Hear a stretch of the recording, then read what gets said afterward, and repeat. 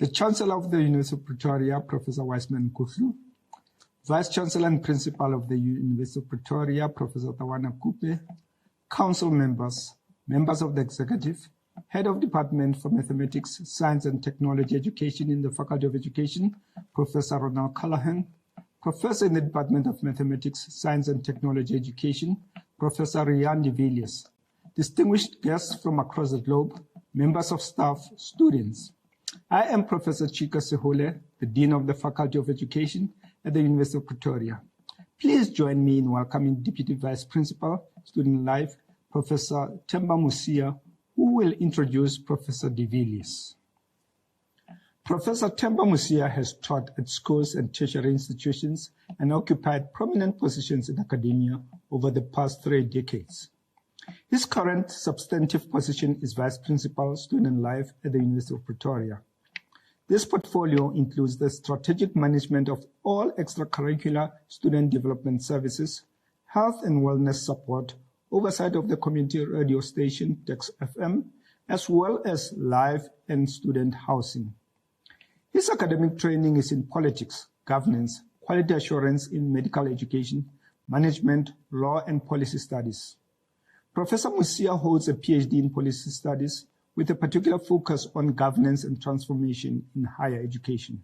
He is the serving chairperson of the Council on Higher Education until 2022, a position he has held since 2013.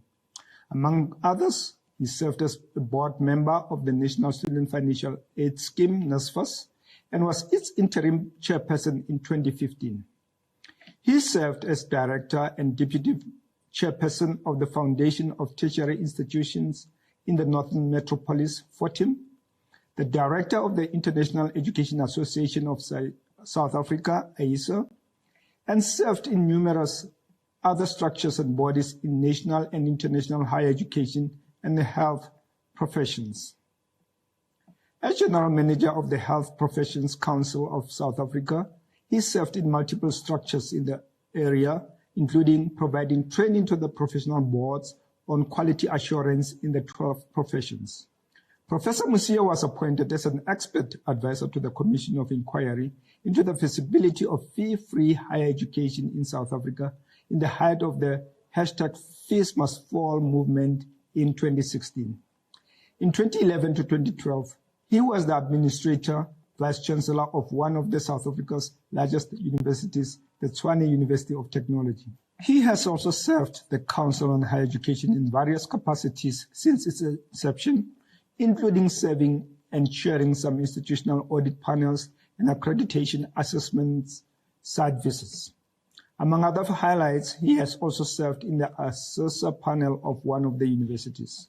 Professor Musia was a member of the expert group that developed the Code of Good Practice and Indicators for Governing Councils of Public Universities in South Africa and presented many training sessions for university council members over time. Distinguished guests, colleagues, welcome Professor Musia. Good evening, ladies and gentlemen, and I welcome one and all of you present here this evening, and I hope you will enjoy this special occasion with us, together with Professor de Villiers, that will keep us glued to our virtual platforms. And on behalf of the Senate of the University of Pretoria, I would like to make use of this opportunity to extend a special word of welcome to Professor Rian de Villiers, his friends, family, and acquaintances. And these are the people that have been supporting him throughout his career. I would also like to welcome the head of Department of Science, Mathematics, Technology Education, Professor Ronald Callahan, and colleagues who have taken time to share in this wonderful occasion. My colleagues in the executive, the Dean of the Faculty of Education, Professor Chika Sehole, and his deputy, Professor Salome Iman-Fochel, as well as other members of the senior management of the university. And last but not least, our wonderful Turkish students who make us who we are at this great university. As I have already said, tonight is a very special occasion. And these events, like I remind people from time to time, these inaugurations, they're very auspicious occasions that form part of our traditions as universities across the world. And this is where we celebrate the exciting academic endeavors. And of course, for those involved in academia, you just sit back and listen to your colleagues, very esteemed professors and HODs in some instances.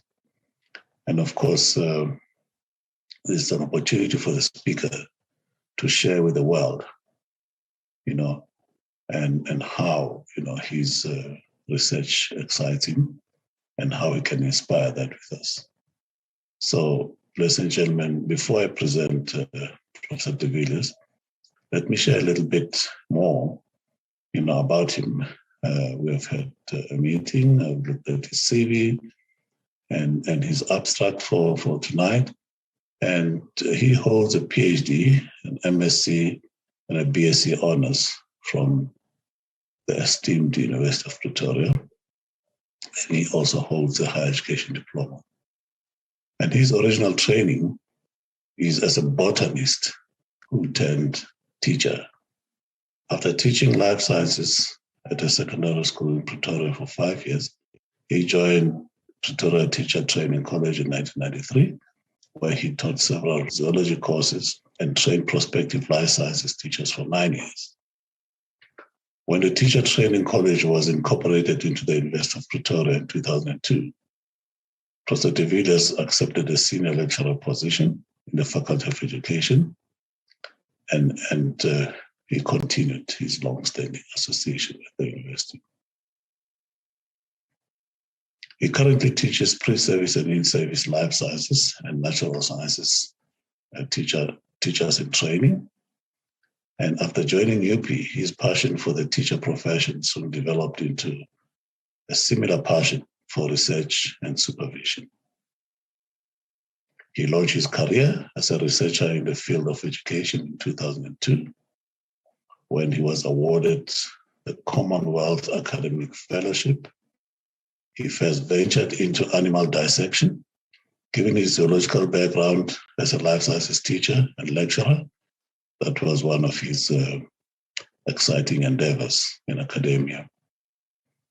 But his interest soon migrated further afield when his prestigious international fellowship gave an opportunity, as a visiting scholar, to actually research and undergo academic training under the supervision of teacher migration experts at King's College, University of London. It was at King's College where his interest in and passion for the field of teacher migration developed. As I look at a very profound quotation from Dr. Samuel Johnson, one of our 18th century British writers, who said, our brightest blazes of gladness or passion are commonly kindled by unexpected sparks. He never really expected this from the beginning, but this is where we are now. And during his time in London, he regularly visited South African teachers working in schools in the area and became aware of personal and professional challenges they experienced on a daily basis while working in a foreign country. It is his involvement with these migrant teachers that sparked his passion and led to future research in teacher migration as a growing regional, continental, and of course a global phenomenon. And closer to home, migrant teachers perform an essential role in balancing the teacher demand-supply equation in the contemporary South African education system. It is essential to understanding the experiences of these transnational migration teachers in order to protect and promote their rights, migrate the risks associated with their migration, and of course improve their professionalism. And ladies and gentlemen, whilst in London, he also worked with the Commonwealth Secretariat as a guest chief editor on the political dichotomy of teacher migration, which was published as a special edition in Perspectives in Education.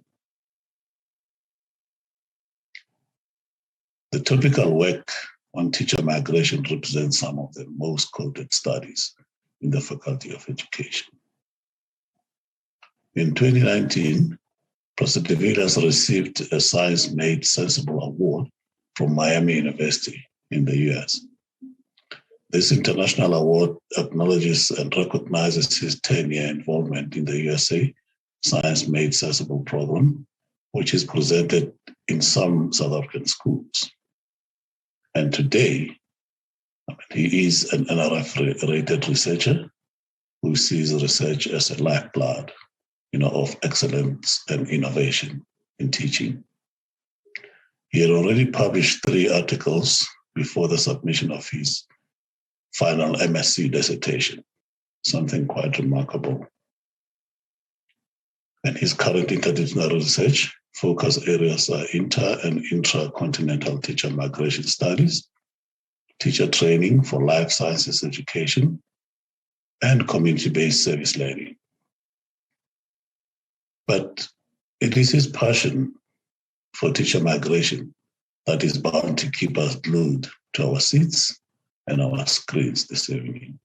So without any further ado, ladies and gentlemen, I present to you the man of the moment, Professor Rian de Villiers.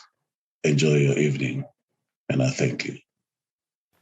Good evening. A special word of welcome to Professor Nklu, the Chancellor of the University of Pretoria, Professor Kupe, Vice Chancellor and Principal of the University of Pretoria, Professor Musiel, Vice Principal Student Life, Professor Sewuli, Dean Faculty of Education, deans from other faculties, heads of academic departments, directors of institutes, units and centers, distinguished guests, colleagues, family, students and friends. This evening, I've chosen to speak about teacher migration, specifically migration to and from South Africa. This address is split into 4 interrelated parts, the first of which takes us to a discussion of the historical context of teacher migration in South Africa. I will then briefly describe the migrant teachers' motives for migrating to South Africa, their challenges, needs, rewarding issues, and future career plans. This will be followed by a discussion of how the disciplinary field serves a broader society, as well as which future policies should be created and implemented in the South African education system to assist migrant teachers. I will then close off with concluding remarks. The number of international migrants has grown robustly over the past 2 decades. This was, however, unavoidably disrupted by the COVID-19 pandemic in 2020.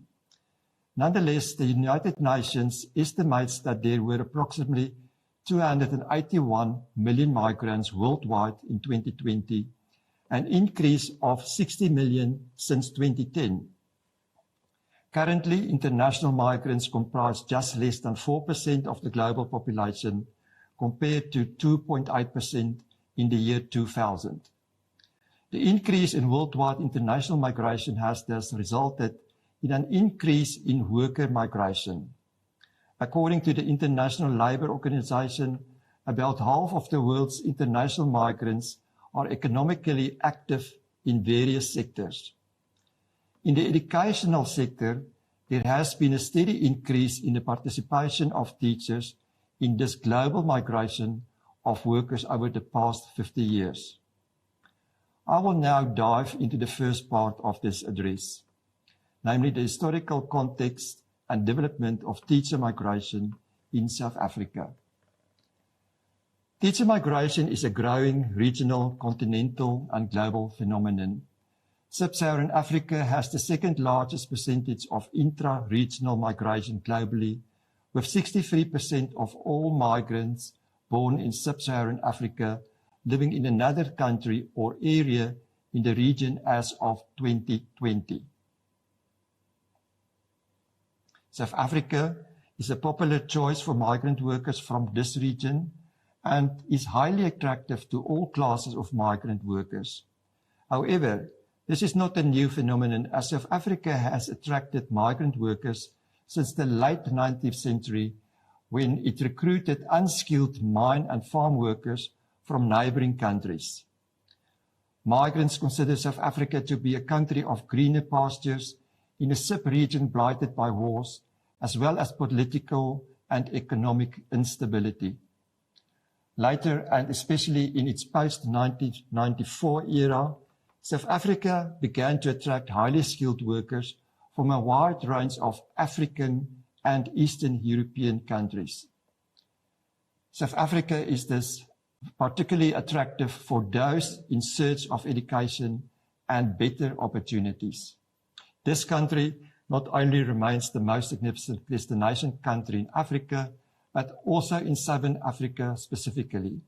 South Africa is the obvious choice for migrants due to its close geographic proximity to neighboring countries, its nascent democracy, relative wealth, and its relative political and economic stability. Case in point, at mid-year 2020, an estimated 2.9 million migrants resided in South Africa, the most industrialized economy in the sub-Saharan region. After South Africa held its first free elections in 1994, the country was welcomed back into the Commonwealth. This provided new opportunities to those South Africans and foreigners who were not entirely sure about the future. As a result, immigration levels immediately increased. From the mid-1990s onwards, there has been a surge in the recruitment of teachers from relative poor and politically weak countries in the sub-Saharan region by recruitment agencies, which eventually reached its peak in 2001 to 2002. Numerous South African teachers immigrated between 1995 and 2005, the leading destination countries being the United Kingdom, Australia, Canada, the United States, and New Zealand. Up until the end of 2008, before the United Kingdom Youth Mobility Scheme was implemented, the UK was the leading recruiting country for South African teachers. In order to address teacher shortages, many countries actively recruited teachers, in many cases from vulnerable, small, developing states. Countries in the global north recruited teachers to such an extent that there was an uproar as education systems in the southern countries failed to cope with the loss of skills, or brain drain as it would come to be known. Many source countries, including South Africa, made accusations of the unethical poaching of teachers.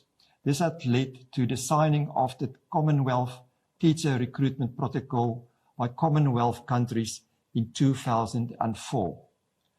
However, the recruitment of South African teachers continues, with South African teachers often being recruited by industrialized nations to deal with teacher shortages. Our locally trained teachers are mostly favored for their loyalty, hard work, and dedication. In 2015, most migrant South African teachers were found in the UK, followed by Australia and Portugal. Currently, South African teachers are also in demand in the Middle East, New Zealand, and Eastern countries. International migration unfortunately leaves South Africa with insufficient numbers of local teachers to meet the teacher supply needs of its own education system. This is especially the case as during the past 2 decades, South Africa has experienced a severe teacher shortage, which is confined to specific subjects, phases, and regions. The current gap between teacher supply and demand in South Africa is one pull factor that encourages migrant teachers to seek employment in South African schools. This is beneficial to South Africa, as temporary migration could be useful in giving national education system an opportunity return balance to the demand and supply of teachers. Although Zimbabweans can be found in almost every country across the globe, their most favorite destination is neighboring South Africa. According to the Department of Higher Education and training, the top 3 countries supplying migrant teachers to South Africa are Zimbabwe, 61%, followed by Ghana, 9%, and Nigeria, 7%. These figures indicate that Zimbabwean teachers constitute the largest group of migrant teachers in South Africa. Therefore, the focus of this address will include the personal and professional experiences of migrant Zimbabwean teachers. Professionals, including teachers, left the Zimbabwean cauldron in large numbers between 2000 to 2008, triggered by what is known as the Zimbabwean economic crisis. The majority of the migrant Zimbabwean teachers arrived in South Africa between 2007 and 2009 at the peak of the Zimbabwean economic crisis in 2008. In an attempt to counter the problem of a shortage, South Africa officially started recruiting Zimbabwean science and mathematics teachers around the same period, which partly contributed to the influx of Zimbabwean teachers during this period. The exit of high numbers of teachers from Zimbabwe has obviously drained the source country of key education skills.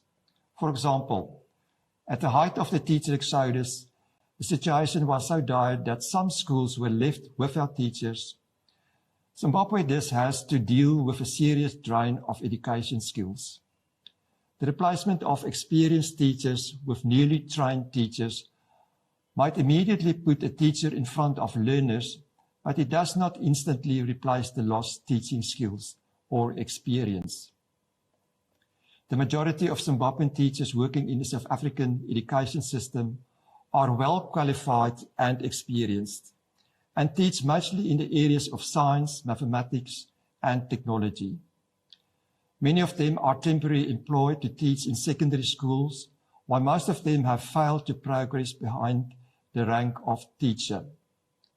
Some of the migrant teachers face challenges in refining their skills and in acquiring more experience in the teaching field because they have been forced to seek employment in other sectors outside of education where they are likely to suffer de-skilling.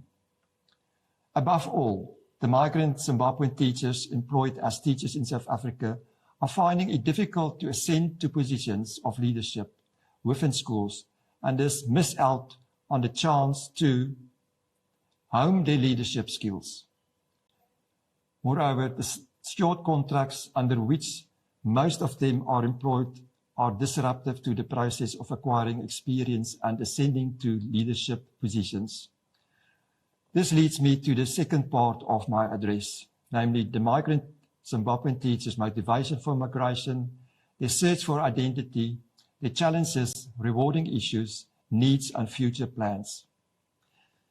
Migrant Zimbabwean teachers escaping the economic crisis in the country have been drawn to neighboring South Africa by the comparatively better political and economic stability, high wages, better working conditions, and the existing demand for teachers. These migrant teachers are in South Africa because they need to feed their families back in their home country and therefore lead transnational lives characterized by regular remittances and frequent visits to their home country. Therefore, the motivation for migration to South Africa was to maintain or regain a standard of living and a level of social prestige that they deemed they deserved but could not accomplish without migrating. The close geographical proximity of South Africa, migration networks, and social cultural proximity are key factors in the migration of Zimbabwean teachers to South Africa. Family ties are very strong among Zimbabweans, not only in South Africa, but also in Zimbabwe.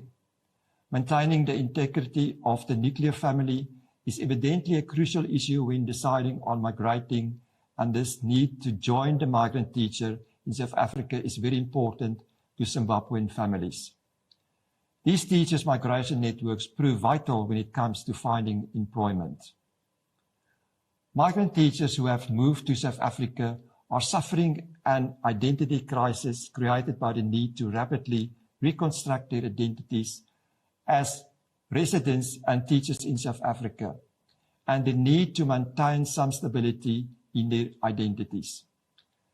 They are still holding on to the old and familiar, for example, their professional training and experience, their social values, and their standards of behavior. However, some of what they are holding on to is not compatible with the culture and professional expectations of the host society. Other than this, there are several interrelated issues that further impede the reconstruction of their personal and professional identities.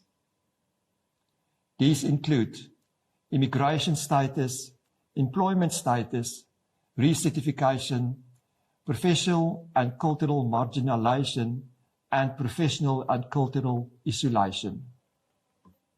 Under immigration status, Zimbabwean teachers are seen as a group that is classified as being on the receiving end of disrespect from learners and colleagues in schools, and xenophobic attitudes in the communities where they live. It is obvious that these migrant teachers come from a culture where teachers are still held in high esteem, which contrasts strongly with their experiences of the profession here. Their employment status in South Africa is characterized by disruptions due to short contracts that do not allow for the emergence of the professional teacher identity. Even worse, at times they are forced to take up menial jobs to survive. In the process of recertification, migrant teachers' qualifications and experience are devalued, so it is no wonder that they have resorted to accumulating additional educational credentials to stay competitive. They thus feel professionally and socially marginalized and are denied the privileges of being teachers in South Africa.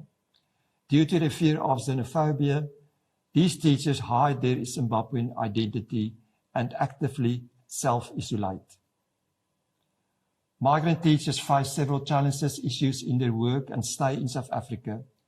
Short-term contracts expose them to exploitation and deny them the chance to advance their careers and improve their salaries. Their temporary status in the country means that they cannot access loans or anything on credit, which makes it difficult for them to purchase capital assets. This state of affairs influences where they are able to live and the kind of transport that they use. Most migrant teachers struggle with classroom management. In the classroom, these teachers are challenged by the high energy levels of South African learners. They find the learners disrespectful and lacking in discipline and motivation for learning. The stress of dealing with this unusually demanding working environment is exacerbated by an inadequate induction or no induction at all at the start of their employment. The social, economic, and professional vulnerability opens them up to exploitation from unscrupulous private school owners and public school leadership. Many schools have no intention of diversifying the curriculum and extending the worldview of the learners by taking advantage of their migrant teachers' lived experience. In other words, the foreign status of the migrant teachers is not always accorded curriculum value. Rather, the xenophobic discrimination and undermining of migrant teachers' opinions within schools attests to the fact that their foreigners and their foreign opinions are consistently disparaged. The constant fear of xenophobic violence influences their choice of areas of work, residence, and the form of public transport that they use. The migrant teachers in South Africa are viewed with suspicion by South African teachers, and the discriminatory actions against them show that these local teachers feel threatened by their presence. It could be that South African teachers fear that the migrant teachers might take their jobs. Another challenge faced by the migrant teachers is the language barrier in the schools where they teach and in the communities in which they live. Some teachers are unfamiliar with the local languages commonly used by the learners and by the surrounding community. While most migrant teachers teach in English medium schools and are fluent in English, many of the learners in their classrooms are not. Therefore, they feel under pressure to emulate their South African colleagues' classroom practice of code switching. The qualifications, experiences, and previous knowledge acquired by migrant workers in the source country are usually devalued in the destination country. However, even though they still enjoy the fact that they can afford a decent standard of living on their salaries, they still feel that they deserve more. Although the South African system demands and employs experienced teachers, they pay them at the salary levels of teachers who are new to teaching. The migrant teachers' expertise and high qualifications are thus not rewarded. Migrant teachers' salaries are not the same as those of South African teachers because the former mostly occupy temporary and non-permanent positions in schools. Although some migrant teachers endure discrimination from their South African colleagues and live in constant fear of xenophobic violence, others find working in South Africa financially rewarding and enjoy the respect and acceptance from their learners, community, and colleagues. The most rewarding issue for the migrant teachers is professional and personal development. They feel challenged to learn new skills, new ways of doing things, and develop new attitudes towards life and work. They are happy to be able to afford to meet their needs, remit some money, lead comfortable lives, and send their children to functional and well-resourced schools. They see their workload as reasonable and the teaching media abundant. It is these rewarding issues that apparently pull these migrant teachers and keep them living and working in South Africa despite the push of the many negatives. Another positive aspect is that school principals strongly emphasize the value and contribution of migrant teachers. The majority of principals are satisfied with the migrant teachers' overall professional competencies and effectiveness in their schools. These teachers are further generally valued for their contributions with regard to expertise and implementing improved, innovative teaching methods. According to principals, migrant teachers are equipped with better subject content knowledge and pedagogical content knowledge than many South African trained teachers. The migrant teachers mostly need professional support in assessment, leadership, new trends in education, and school curriculum issues. Furthermore, they need support with regard to medical insurance, mechanisms to enhance their social life in areas of safety, and their rights as transnational migrants. They also need financial support concerning bursaries for further studies. There's also a necessity for them to earn the same salary as those of local South African teachers. Teacher unions have an important role to play in addressing migrant teachers' needs, such as higher salaries and permanent positions, but they have been disappointingly silent on this matter. Currently, teacher unions rather prefer addressing South African trained teachers' challenges and needs. Migrant teachers need formal induction into the South African education system. When hired for the first time, these teachers need to be given some induction as well as long-term support in the form of mentoring at their schools. This could be done by senior teachers at the schools where they teach and would ensure that migrants can teach effectively within the shortest period. The future plans of the majority of these migrant teachers are ambitious. They involve improving their academic qualifications, getting employment in the tertiary education sector, and migrating to other better paying countries. Most of the migrants don't see South Africa as a permanent destination. This is evident as they maintain ties with their source country, and many have stated that they are planning to migrate back to their home country in the short or long term. The migrant teachers have expressed a willingness to volunteer their time and skills to contribute to the development of communities that they identify within Zimbabwe or to contribute to the development of the country in general. The teachers indicate a willingness to be involved in activities that would uplift the educational standards of their country, but for the benefit of specific communities. They further explained that if they were engaged in a skills transfer program, they would prefer to channel their efforts into uplifting the quality of education and the standard of life of specific communities. The transfer of skills through virtual and partial return, if achieved, could alleviate skills shortages in certain areas of the education system in Zimbabwe, but not by any means a panacea for the myriad of problems that the country's education faces. Now I will move on to the third component of this address, the ways in which this disciplinary field served the broader society and the need for effective migration policies.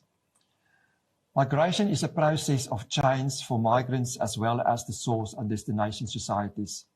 Migrant flows are touching more and more countries around the world, with migrants encountering new places and cultures and societies becoming increasingly heterogeneous. This heterogeneity resulting from migration means that more and more societies are confronted with fundamental questions regarding their self-understanding, functioning, and the values that hold a society together.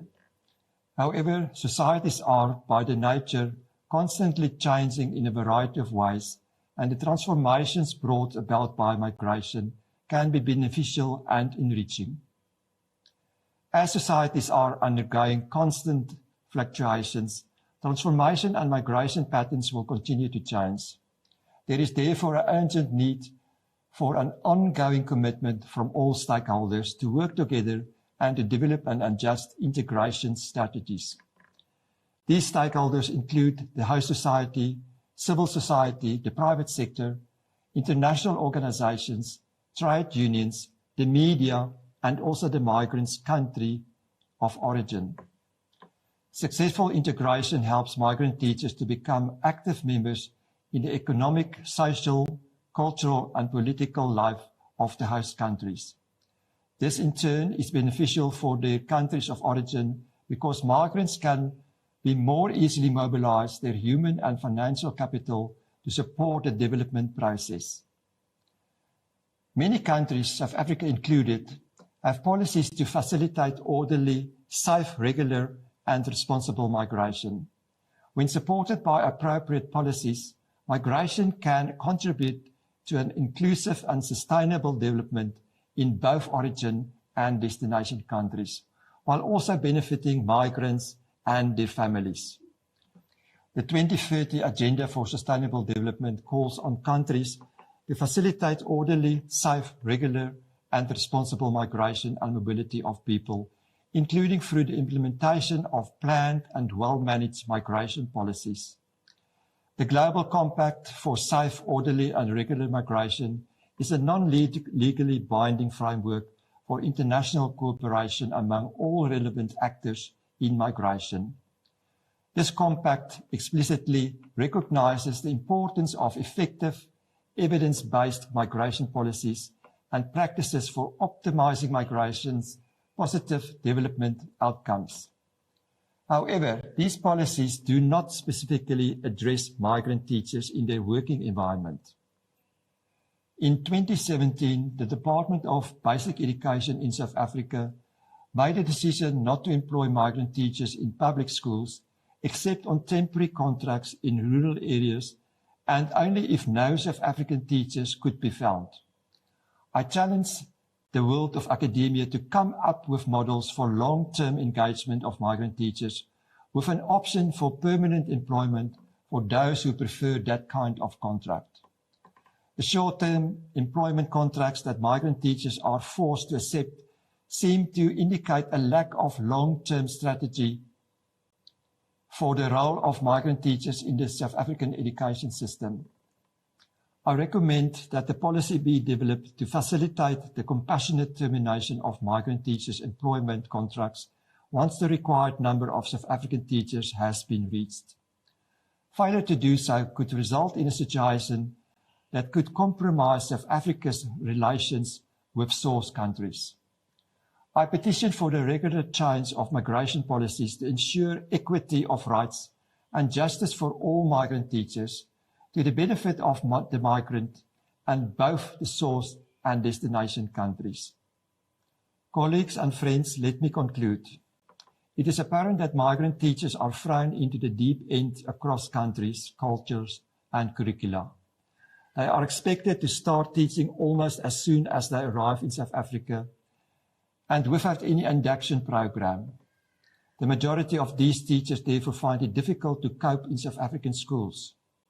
South Africa provides migrant teachers with opportunities that their home country could not provide. Migrant teachers are in South Africa because they are driven by the need to remain employed in their profession while maintaining the standard of living and social prestige that teachers as professionals expect as normative. The migration of science and mathematics teachers to South Africa is an enormous benefit to the South African education system, as these teachers help to address skills gaps in the education system. Therefore, both the South African government and the Department of Basic Education should affirm migrant teachers' value. Migrant teachers can bring vibrancy, increased productivity, cultural richness, and diversity in teaching. Migrant teachers also perform an important role in balancing the teacher demand-supply equation in the South African education system. The skills, expertise, experience, and knowledge that migrant teachers bring with them can have an enormous impact on learners' education and society. The future depends on our actions today. There is a need to reduce the risk associated with teachers' migration in order to enhance their performance. I recommend further research into ways of protecting migrant teachers against discrimination and exploitation, and into ways in which local teacher unions could be brought in to protect migrant teachers. Protecting migrant teachers could shield the status of the teaching profession itself from the diminution that results from casualization. Human mobility is a core feature of a globalized world. This will not change in the near future. Although in 2020 the COVID-19 pandemic drastically affected all forms of human mobility, the intra- and intercontinental teacher migration of local and international teachers will continue. Global skilled migration is reshaping knowledge flows, not only in industrialized, but also in non-industrialized countries. The circulation of migrant teachers worldwide could help modify unidirectional transformations in many countries. All teachers are global educators. My vision for teacher migration is to welcome, empower, and enable migrant teachers to integrate effectively into the education system of destination countries. It is recommended that migrant teachers be appointed in South African schools where there is a need. Alternatively, policy needs to focus on making the teaching profession stable and more appealing for locally trained teachers. South Africa must ensure that its locally trained teachers are recognized and nurtured so that they have more reason to stay in the country. If South Africa is not able to successfully recruit, retain, and train enough suitably qualified teachers, we need to employ well-qualified migrant teachers. A well-qualified and stable teaching force aligned with the needs of the education system is vital to ensure the effective delivery of quality education in any country. Migrant teachers bring specific strengths and a variety of different worldviews, which, if harnessed effectively, can add immense value to South Africa's position and coexistence in a global village. I thank you.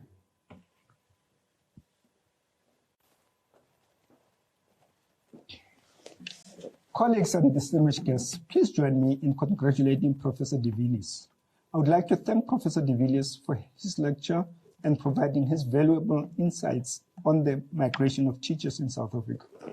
The lecture succinctly captured the experiences of many migrant teachers in South Africa, which in the main are reflective of the experiences of migrant skilled workers globally. Much as there are many factors that pull skilled workers from the region to South Africa, there are also pull and push factors that drive South African teachers to other destinations, mainly in the global north.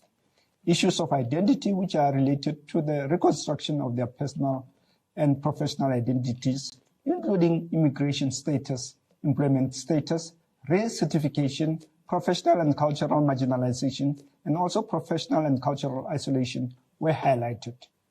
Despite these challenges, the lecture also highlighted some rewarding experiences, including financial rewards, the respect and acceptance from their learners, community and colleagues, which these migrant teachers enjoy. These teachers help South Africa in dealing with a shortage of skilled teachers in critical scarce fields, especially science, technology, and mathematics. Distinguished guests, colleagues, allow me to say thank you to all those who work tirelessly behind the scenes to ensure that this inaugural lecture becomes realized and successful. Deputy Vice-Chancellor, Professor Musia, thank you for your role this evening. Faculty management, staff and students, staff in the Dean's office, in particular Ms. Sharon Mashau, Head of Marketing in the Faculty of Education, Spatial Media Collective, thank you for all your contributions to the success of this lecture. Visitors, friends, and family of Professor de Villiers, thank you for your presence and for watching tonight's inaugural lecture. I invite you once more to congratulate Professor de Villiers on his inaugural lecture. Please feel free to leave comments in the chat box on your screen. From me, Professor Chika Sehole, Dean of the Faculty of Education, I wish you all well, safety, and good health. Please ensure that you observe the COVID protocols. Wear your mask, sanitize, keep social distancing, and most importantly, vaccinate. Good night.